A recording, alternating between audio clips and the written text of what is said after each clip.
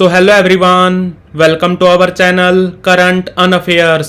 तो इस वीडियो में हम 17, 18, 19 इन 3 दिनों में जो सीजीएल का पेपर हुआ है 3 शिफ्टों में, इसमें जो जीके के क्वेश्चन आए हैं उनको डिस्कस करेंगे और इसके अलावा वो टॉपिक डिस्कस करेंगे जिनसे ज़्यादातर क्वेश्चन आ रहे हैं, जैसे कि भारत रत्न, नदियों से क्वेश्चन आ रहे हैं, इसके अलावा योजनाओं से क्वेश्चन आ रहे हैं। इन सबको भी डिस्कस करेंगे ताकि आपके नंबर ज़्यादा से ज़्यादा आ सके। अगर आपने ये वीडियो पूरी देखी तो मान के चलिए आपके 5 से 6 नंबर ऐड होने वाले हैं। तो शुरू करते हैं बिना किसी देरी के। पहला क्वेश्चन है कि भूपेन हजारिका का संबंध किस राज्य से है? तो इनका संबंध है असम से और इनको साल 2019 में भारत रत्न भी मिल चुका है। और आपको ऐसे 6 म्यूजिशियन याद रखने हैं जिनको भारत रत्न मिल चुका है। पहले कौन थे? पहली थी MS सुब्बुलक्ष्मी, साल था 1998। दूसरे थे पंडित रविशंकर, इनको मिला था 1999 में। तीसरी थी लता मंगेशकर, इनको साल 2001 में भारत रत्न मिला था और 2001 में ही भारत रत्न मिला था उस्ताद बिस्मिल्लाह खान को। 5वें थे भीमसेन जोशी, इनको मिला था 2009 में। और 6ठे थे भूपेन हजारिका, इनको मिला था 2019 में। इसके अलावा आपको याद रखना है सत्यजीत रे, इनको मिला था 1992 में। सत्यजीत रे बहुत बड़े डायरेक्टर प्रोड्यूसर थे, इनका संबंध था वेस्ट बंगाल से। आपको बता दूं इनमें से बहुत सारे क्वेश्चन आ चुके हैं। MS सुब्बुलक्ष्मी का, पंडित रविशंकर का आ चुका है। पंडित रविशंकर के एक्चुअली 2 क्वेश्चन आ चुके हैं। इनको किस साल भारत रत्न मिला था और इनका संबंध किस वाद्य यंत्र से है? तो इनका संबंध है सितार से। लता मंगेशकर का क्वेश्चन आ चुका है कि लता मंगेशकर को किस साल भारत रत्न मिला था। इसके अलावा भीमसेन जोशी को कब मिला था। इसके अलावा भूपेन हजारिका को कब मिला था और भूपेन हजारिका का संबंध किस राज्य से है? तो इनका संबंध है असम से। पर्युषण त्योहार किस धर्म से संबंधित है? तो पर्युषण त्योहार का संबंध है जैन धर्म से।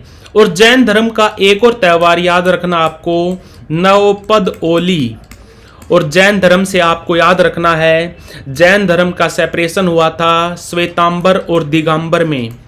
और ये जो त्योहार है पर्युषण, ये मनाया जाता है श्वेतांबर लोगों द्वारा, ये भी याद रखना। और जैन धर्म के पहले तीर्थंकर कौन थे? पहले तीर्थंकर थे ऋषभदेव। और इनका सिंबल क्या था? सिंबल था सांड यानी कि बुल। और 23 में कौन थे? टोटल कितने हैं? टोटल है 24। आपको पहला, 23वां और 24वां याद रखना है।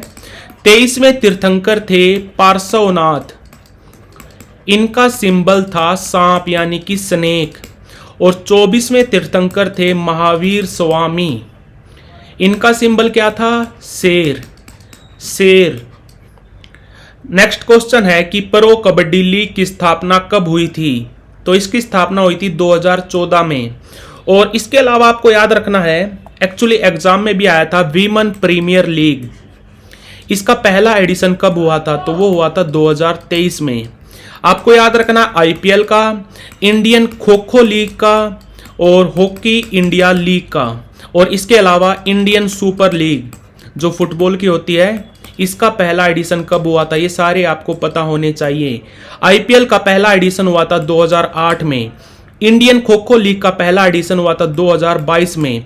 हॉकी इंडिया लीग का पहला एडिशन हुआ था 2013 में। और इंडियन सुपर लीग का पहला एडिशन हुआ था 2014 में। तो ये सब आपको याद रखने हैं। अगला क्वेश्चन है कि रोहिणी भाटे किस नृत्य से संबंधित है? तो इनका संबंध है कथक डांस से। कथक डांस किस राज्य का डांस है? उत्तर प्रदेश का। और उत्तर प्रदेश का जो कथक डांस है, इसके एक्सपोनेंट याद रखने आपको। एक तो रोहिणी भाटे हो गई, एक बिरजू महाराज, इसके अलावा सुष्मिता बनर्जी, वाजिद अली शाह, शंभू महाराज और लच्छू महाराज, शंभू महाराज, वाजिद अली शाह, सुष्मिता बनर्जी और बिरजू महाराज। और इसके अलावा आपको याद रखना है सतरिया डांस, इससे भी क्वेश्चन आ रहे हैं। सतरिया डांस कहाँ का क्लासिकल डांस है? असम का। और इसके अलावा आपको याद रखना है सतरिया डांस के फाउंडर कौन थे? शंकर देव।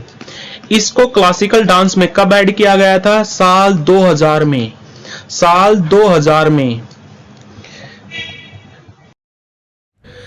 क्वेश्चन आया कि किस वर्ष बाबर के उत्तराधिकारी के रूप में हुमायूं ने स्थान प्राप्त किया? हुमायूं दिल्ली की गद्दी पर बैठा था 1530 को। अब ये क्वेश्चन बार बार तो आएगा नहीं, क्वेश्चन आएगा बाबर को लेकर।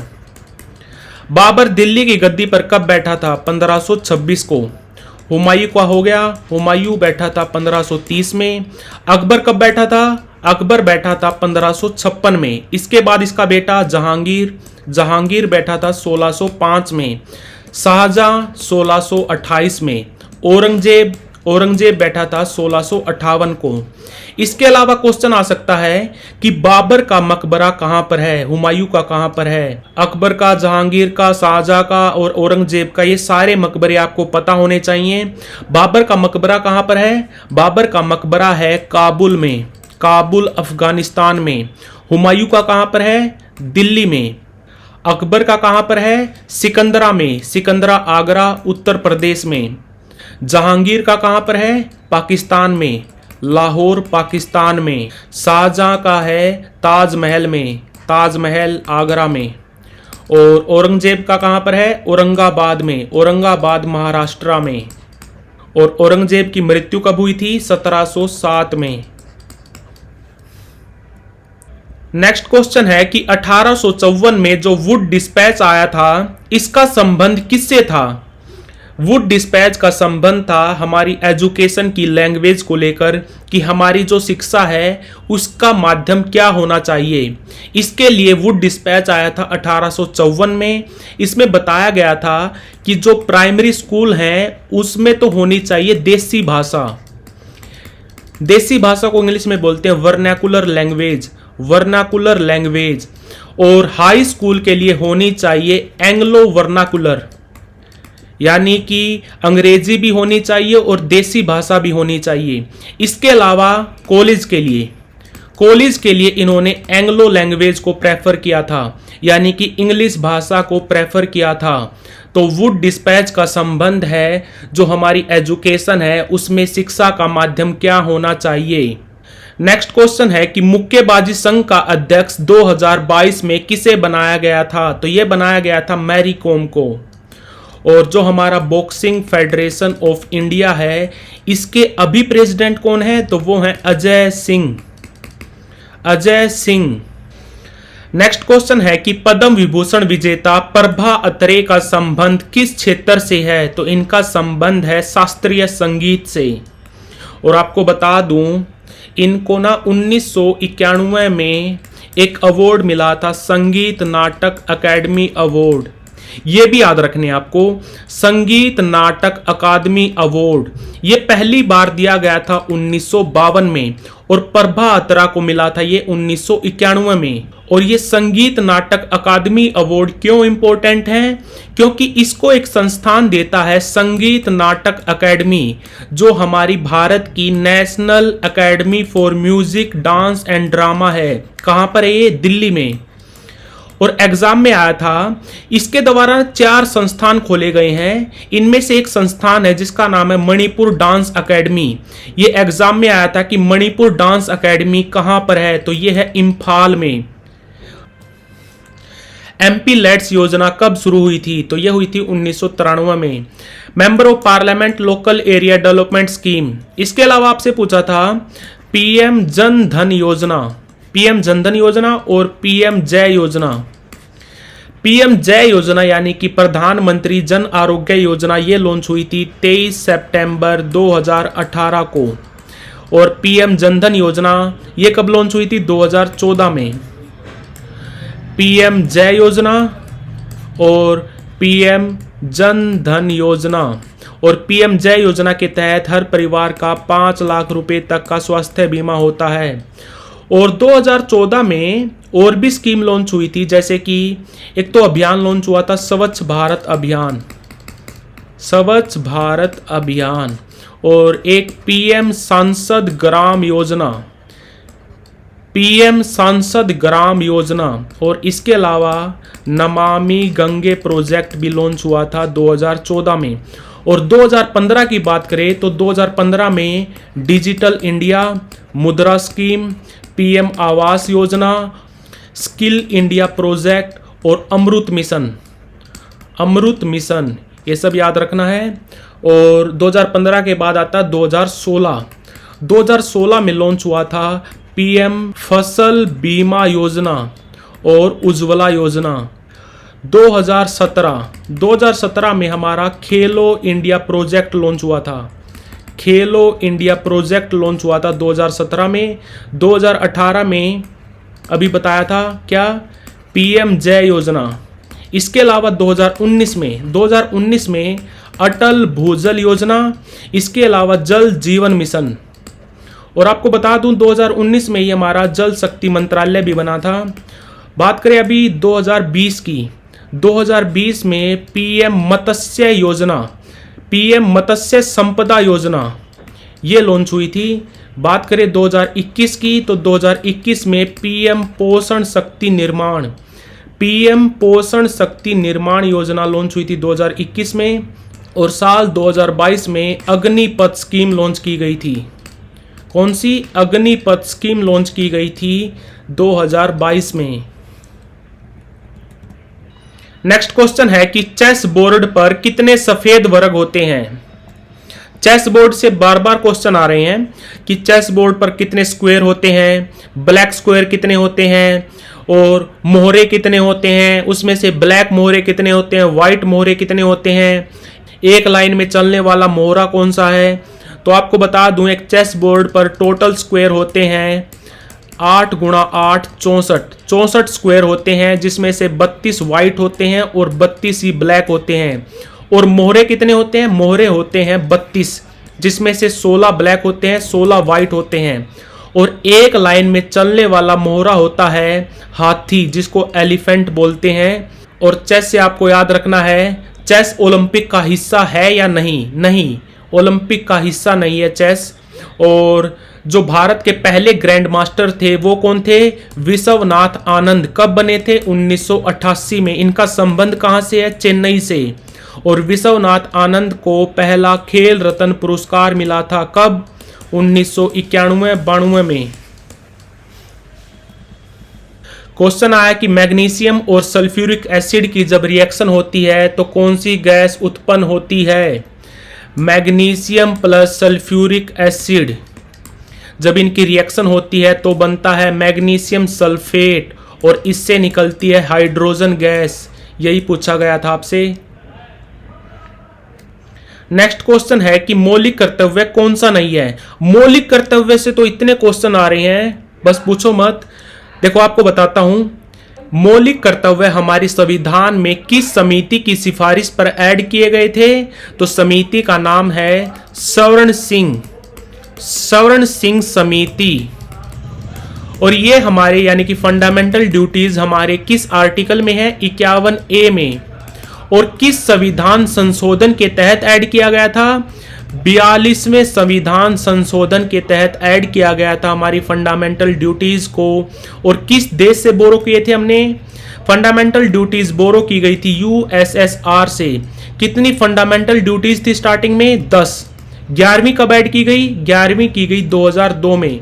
कौन से अमेंडमेंट के तहत? 86th अमेंडमेंट के तहत।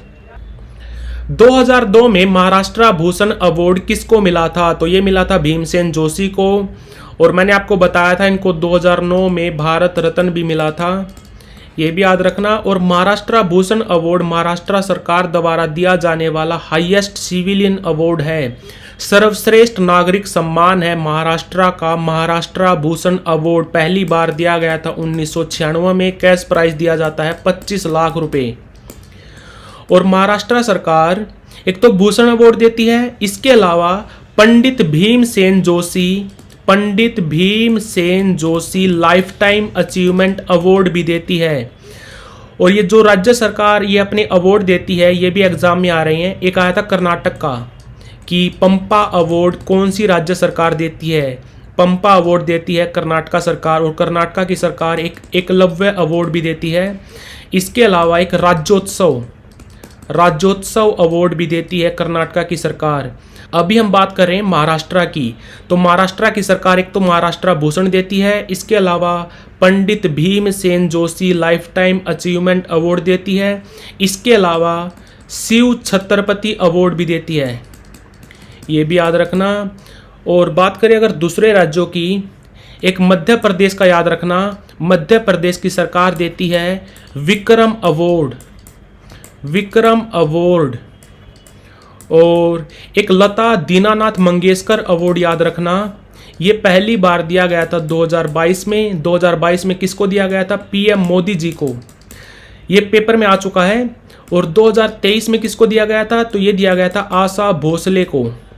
और 2024 यानी कि इस साल दिया गया है अमिताभ बच्चन को। और आपको याद रखना है उत्तर प्रदेश का, उत्तर प्रदेश राज्य सरकार देती है 2 अवार्ड, यश भारती अवार्ड, और दूसरा देती है अवध सम्मान। और इसके अलावा आपको याद रखना आंध्र प्रदेश सरकार देती है काला रतन। और एक राज्य सरकार काला सरी भी देती है। काला सरी किस राज्य की सरकार देती है? तो वो देती है कर्नाटक की। और इसके अलावा पंजाब की बात करें तो पंजाब की सरकार पंजाब रत्न और एक रणजीत सिंह अवार्ड देती है। और एक याद रखना आपको वेस्ट बंगाल के आपको 2 अवार्ड याद रखने हैं। एक तो बकीम अवार्ड, एक आनंद लोक अवार्ड। तो मैंने आपको क्या क्या बताया है।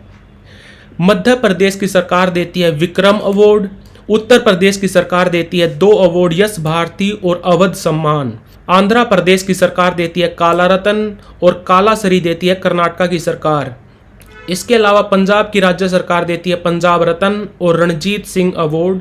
वेस्ट बंगाल की सरकार देती है बकीम अवार्ड और आनंद लोक। नेक्स्ट क्वेश्चन है कि अरब सागर में गिरने वाली नदी का उदाहरण बताना था आपको ना 6 ऐसी नदियां याद रखनी है जो पश्चिम में गिरती हैं, यानी कि अरब सागर में गिरती हैं। नर्मदा, तापी, सिंधु, साबरमती, पूर्णा और माही। नर्मदा, तापी, सिंधु, साबरमती, पूर्णा और माही। क्वेश्चन आया कि खजुराहो नृत्य किस राज्य से संबंधित है? खजुराहो नृत्य का संबंध है मध्य प्रदेश से, और मध्य प्रदेश में ही खजुराहो फेस्टिवल भी मनाया जाता है। और खजुराहो से याद रखना है जो खजुराहो के मंदिर हैं वो किस डायनेस्टी द्वारा बनवाए गए थे? चंदेल डायनेस्टी द्वारा। और जो खजुराहो के मंदिर हैं वो हिंदू और जैन धर्म को समर्पित हैं। क्वेश्चन आया था कि सरोद सम्राट किसको कहा जाता है? तो वो कहा जाता है उस्ताद अमजद अली खान को। नेक्स्ट क्वेश्चन आया था कि भारत के बाहर किस देश में सबसे ज्यादा हिंदू जनसंख्या है? तो वो है नेपाल में। नेपाल की कुल जनसंख्या का 81%। भारत में कितनी है? 80.8% अकॉर्डिंग टू 2011 सेंसिस। और इसके अलावा आपको याद रखना है एक क्वेश्चन आया था कि सबसे ज्यादा साक्षरता दर किस समुदाय की है भारत में? तो वो है जैन धर्म की, ये याद रखना। दूसरे नंबर पे कौन सा है? दूसरे नंबर पे है क्रिश्चियन, तीसरे नंबर पे है सिख। क्वेश्चन आया कि जीडीपी में क्या माइनस करें कि एनडीपी आ जाए? ग्रोस डोमेस्टिक प्रोडक्ट में क्या माइनस करें कि नेट डोमेस्टिक प्रोडक्ट आ जाए? तो आंसर है डेप्रिसिएशन। डेप्रिसिएशन को हिंदी में बोलते हैं मूल्यह्रास। क्वेश्चन आया कि संविधान का कौन सा आर्टिकल बताता है कि राज्य का एक महाधिवक्ता यानी कि अटॉर्नी जनरल होना चाहिए? तो ये बताता आर्टिकल 165। अगर बात करें नेशनल लेवल पर कि भारत का अटॉर्नी जनरल, जो भारत का अटॉर्नी जनरल होता है, इसका संबंध किस आर्टिकल से है? तो वो है 76 से। और CAG का संबंध किस आर्टिकल से है? तो वो है 148 से। नवंबर 2022 में किसे टीबी मुक्त भारत का ब्रांड एम्बेसडर बनाया गया था? तो ये बनाया गया था पैरा एथलीट दीपा मलिक को। इनका संबंध डिस्कस थ्रो से था। और इनका संबंध हरियाणा राज्य से है। टीबी किससे फैलता है? बैक्टीरिया से, जीवाणु से। और किस जीवाणु से फैलता है? माइकोबैक्टीरियम ट्यूबरकुलोसिस से, माइकोबैक्टीरियम ट्यूबरकुलोसिस से। और बैक्टीरिया से फैलने वाले रोगों के उदाहरण बताना, हैजा, टीबी, निमोनिया, प्लेग, ये सब आपको याद रखना है। और टीबी से याद रखना है कि साल 2025 तक हमें टीबी फ्री बनना है, हमें टीबी फ्री देश बनना है साल 2025 तक। क्वेश्चन आया था कि ग्लूकोज यानी कि C6H12O6 में ऑक्सीजन कितने प्रतिशत है? तो वो है 53%। मटकी नृत्य किस राज्य में किया जाता है? मटकी नृत्य या घड़ा नृत्य ये किया जाता है मध्य प्रदेश में। और एक क्वेश्चन आया था कि कजरी, कजरी लोकगीत ये उत्तर प्रदेश के किस जिले में गाया जाता है? तो ये गाया जाता है मिर्जापुर में, मिर्जापुर में। और उत्तर प्रदेश के लोक नृत्य याद रखने आपको, रामलीला, रासलीला, नौटंकी, ख्याल और दादर। कौन से? रासलीला, रामलीला, नौटंकी, ख्याल और दादर। विक्रमशिला विश्वविद्यालय किसने बनवाया था? तो वो बनवाया था धर्मपाल ने। अब ये तो आएगा नहीं, आएगा नालंदा का। नालंदा विश्वविद्यालय किसने बनवाया था? कुमार गुप्त ने, कुमार गुप्त ने बनवाई थी नालंदा विश्वविद्यालय। और विक्रमशिला विश्वविद्यालय बनवाई थी पाल वंश के शासक धर्मपाल ने। राजीव गांधी खेल रत्न पुरस्कार का नाम कब बदला गया था? तो ये बदला गया था 2021 में। क्या रखा गया? मेजर ध्यानचंद खेल रत्न अवार्ड। और आपको बता दूं, राजीव गांधी खेल रत्न पुरस्कार पहली बार दिया गया था 1991-92 में। किसको दिया गया था सबसे पहली बार? विश्वनाथ आनंद को। एक क्वेश्चन दोबारा से जैन धर्म पे आया कि कितने प्रतिशत जैन धर्म को मानने वाले लोग भारत में रहते हैं? तो भारत में कुल 0.40% जैन धर्म को मानने वाले लोग रहते हैं 2011 सेंसस के अकॉर्डिंग। और मैंने आपको बताया था लिटरेसी में सबसे ऊपर है जैन धर्म। 1993 में महिला वर्ल्ड कप कहाँ पर हुआ था? या तो ये क्वेश्चन आया था या क्वेश्चन ये आया था कि महिला वर्ल्ड कप पहली बार कब हुआ था। यहाँ पे बात हो रही है क्रिकेट की। क्रिकेट में पहली बार महिला वर्ल्ड कप हुआ था 1973 में। कहाँ पर हुआ था? इंग्लैंड में। किसने जीता था? इंग्लैंड ने। और दूसरी बार हुआ था 1978 में। कहाँ पर हुआ था? इंडिया में। इंडिया में अभी तक 3 बार क्रिकेट वर्ल्ड कप वीमेंस हो चुका है, 1978, 1997, 2013। और जो आने वाला वर्ल्ड कप होगा 2025 में, ये भी होगा भारत में, ये भी याद रखना। और बात करें अगर पुरुषों की, तो पुरुषों का वर्ल्ड कप पहली बार हुआ था 1975 में। कहाँ पर हुआ था? इंग्लैंड में। किसने जीता था? वेस्ट इंडीज़ ने। और भारत ने पहली बार वर्ल्ड कप कब जीता था? ये भी पेपर में आ चुका है कि भारत ने पहली बार वर्ल्ड कप कब जीता था? 1983 में। किसको हराया था फाइनल में? वेस्ट इंडीज़ को। कितने रनों से? 43 रनों से।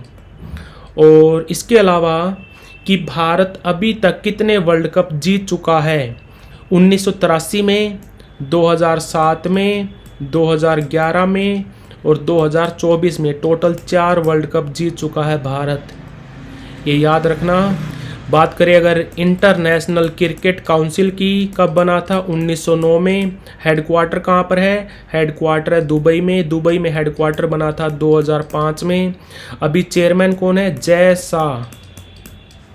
नेक्स्ट क्वेश्चन आया कि स्वास्थ्य बीमा योजना कब शुरू हुई थी? प्रधानमंत्री स्वास्थ्य बीमा योजना ये लॉन्च हुई थी 2008 में। और पीएम जय योजना लॉन्च हुई थी 2018 में।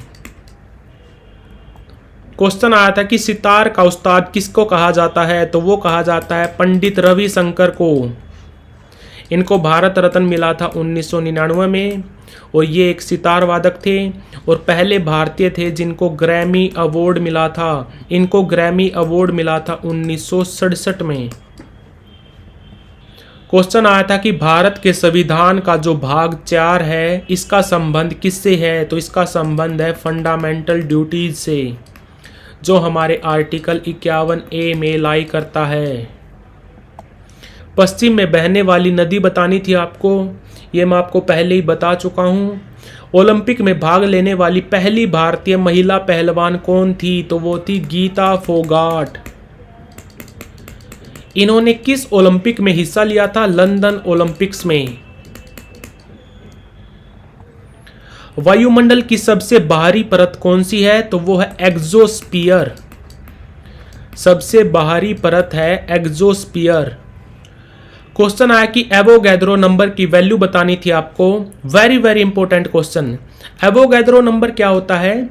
सब्सटेंस के एक मोल में कितने पार्टिकल होते हैं, एक मोल में हाउ मच पार्टिकल होते हैं, ये बताता है एवोगैड्रो नंबर। इसकी वैल्यू है 6.022 इंटू 10⁻23 मोल। और एक क्वेश्चन आया था कि पहली